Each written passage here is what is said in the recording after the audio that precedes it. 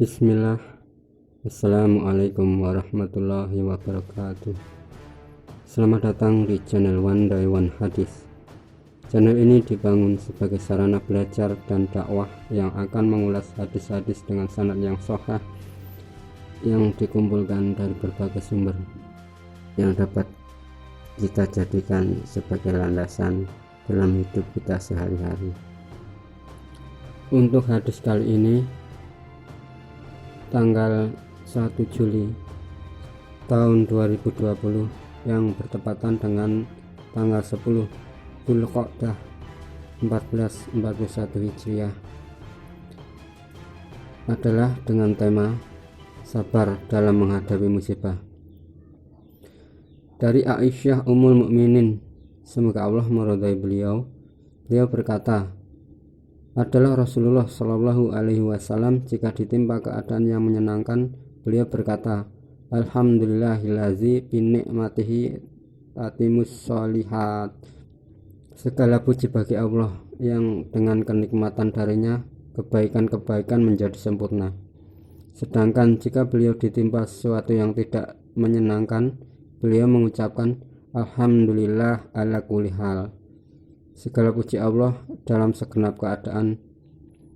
Hadis riwayat Ibnu Majah, disahihkan oleh Al-Hakim dan Al-Albani dalam As-Sahihah nomor 265. Pelajaran yang didapat dalam hadis ini adalah para ulama menyebutkan bahwa sifat seorang dalam menghadapi musibah dibagi menjadi 4 keadaan. Pertama adalah murka atau marah, yaitu ketika seseorang menampakkan rasa marah baik pada lisan, hati, atau anggota badannya. Seseorang yang murka kepada Allah dalam hatinya akan merasa benci kepada Allah, dan dia merasa bahwa Allah telah menzaliminya dengan ditimpakan suatu musibah. Kita berlindung pada Allah dari perbuatan semacam ini. Kedua, sabar dengan menahan diri terhadap musibah yang dihadapi.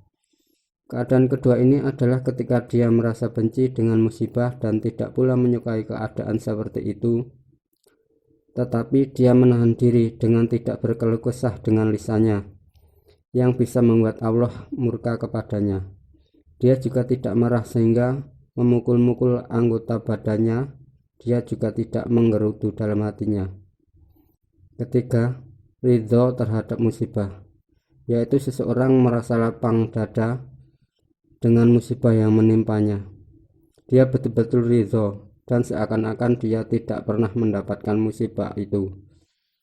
Hukum sabar adalah wajib dan ridho Allah mustahab atau dianjurkan. 4. Bersyukur kepada Allah atas musibah yang menimpa. Keadaan seperti inilah yang dicontohkan oleh baginda Nabi Shallallahu Alaihi Wasallam adalah beliau ketika melihat atau mendapatkan sesuatu yang dia sukai, beliau mengucapkan Alhamdulillahillazi binikmati tatimus sholihat. Segala puji hanya milik Allah, dengan segala nikmat segala kebaikan menjadi sempurna. Dan ketika beliau mendapatkan sesuatu yang tidak disukai, beliau Shallallahu Alaihi Wasallam selalu mengucapkan Alhamdulillah ala kulli hal. Segala puji hanya milik Allah atas setiap keadaan. Keadaan terakhir tersebut atau yang nomor 4 tadi adalah tingkatan tertinggi sebagai seorang muslim dalam menghadapi musibah, yaitu dia akan tetap mensyukuri musibah yang menimpa dirinya. Keadaan seperti inilah yang didapati pada hamba Allah, selalu bersyukur kepadanya. Dia melihat bahwa di balik musibah dunia yang menimpanya ada lagi musibah yang lebih besar, yaitu musibah agama. Dan ingatlah, musibah agama tentu saja lebih berat daripada musibah dunia, karena azab atau siksaan di dunia tentu saja masih ringan dibandingkan siksaan di akhirat nanti. Karena musibah dapat menghapus dosa, maka orang semacam ini selalu bersyukur kepada Allah. Dia telah mendapatkan tambahan kebaikan. Ayat Al-Quran yang berkaitan dengan tema hadis ini: 1.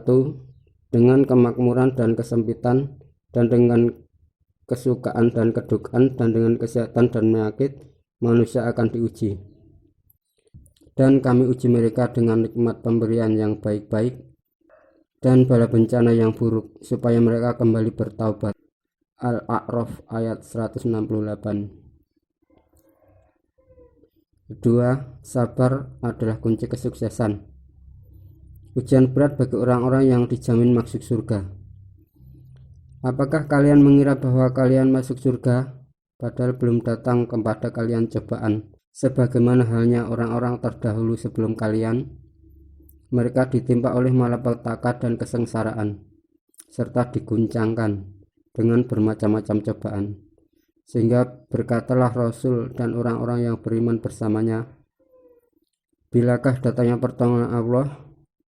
Ingatlah, sesungguhnya pertolongan Allah itu amat dekat.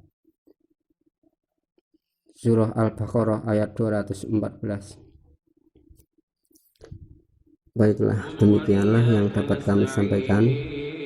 Jika ada benar, tentu datangnya dari Allah Subhanahu wa Ta'ala, namun segala kekhilafan, kebodohan adalah dari kami pribadi. Kami senantiasa bertobat dan memohon ampun pada Allah Subhanahu wa Ta'ala.